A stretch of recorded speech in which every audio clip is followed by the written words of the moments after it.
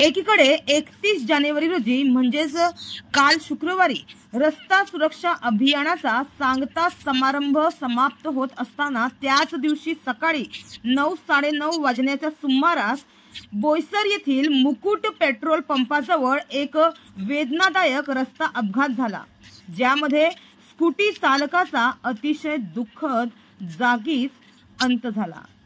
माहितीनुसार एक निळ्या रंगाची स्कूटी अचानक ट्रकच्या म्हणजे ट्रेलरच्या खाली आल्याने हा अपघात झाला।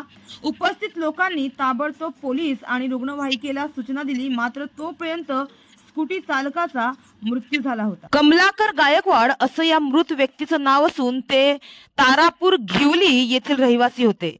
माहितीनुसार जो ट्रेलर होता तो रस्त्यावर आपले वाहन वळवत असताना म्हणजेच टर्न घेत असताना त्याच दरम्यान स्कूटी चालकाची ट्रेलरला धडक बसली आणि स्कूटी चालक रस्त्यावर पडले आणि ट्रकच्या मागील चाकाखाली आल्याने त्यांचा जागीच मृत्यू झाला।